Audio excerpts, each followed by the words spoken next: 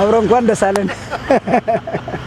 አብሮ ውድድሩ በጣም ጥሩ ነው። ጥሩ ልጆቻችን ጥሩ ተጫውተዋል። ሜዳ በሙሉ እንቅስቃሴው ለህዝቡ ለማስደሰት ብለን የጀመርነው ጨዋታ ከመጀመሪያ ጨምሮ ተጫውተዋል። የተባሉት ነገር ስላተገበሩ ደግሞ በጣም ደስ ብሎኛል። ልጆች በጣም ይወዳቸዋል። ከቅዳቸው አንፃር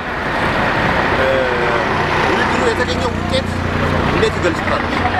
እንዲያው ውድድሩ ለማሸነፍ አስበን ገብተናል። ግን እንደዚህ አይነት በሰፊ ሰዓት እንድናሸንፍ ወደ 4 ደቂቃ አካባቢ አለን እንትን ጋብና እንደዛ ማሸነፋችን ደስ ብሎን አንደኛና ሁለተኛ የወጡ ደግሞ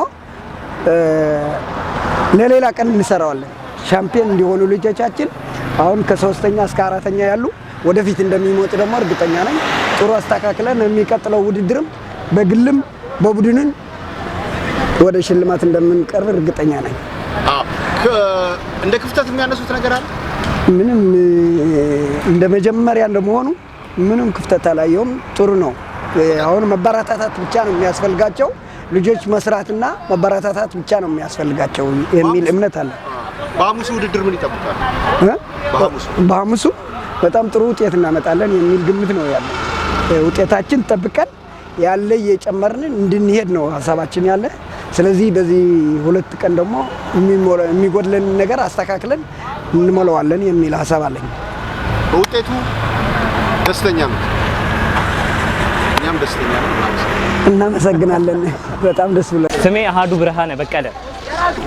ውድድሩ አሪፍ ነው በጣም ኪሎ ሜትሩም እንደዚህ መብዛቱ ተጫዋችን ይፈትናል። ፈታኝ ውድድር ነው እና በጣም አሪፍ ውድድር ነው የተወዳደርነው። ከአዲሱ አሰልጣኛችን ጋር ዝግጅታችን አሪፍ ነው። በቂም ዝግጅት አድርገናል። ለዚሁ ለቀጣዩም በቂ ዝግጅት እናደርጋለን። በጣም አሪፍ ጨዋታ ነው። የተሰጠን አስተላለፍ ዘዴ አሁን ዛሬ እንደተጫወት ነው የጨዋታ ነው አስተላለፋችን። ሁላችንም ግዴታችንን ተወጥተናል ብዬ አስባለሁ። የአሰልጣኙ ጋር ቀረረበና የታክቲኮችን የማወቅ ነገር ለዚህ ጨዋታ እንደዚህ ብቁ አድርጎኛል። በመጨረሻ ውስጥ ወደፊት ባንተ በዚህ እድሜ ምንድነው ወደፊት ምን እንጠብቅ? ወደፊት ቱር ደ ፍራንስ ላይ እንደ ቢኒያም ግርማይ ሀገሬንም ቶቶንም ክለቤን ለማስጠራት እሰራለሁ።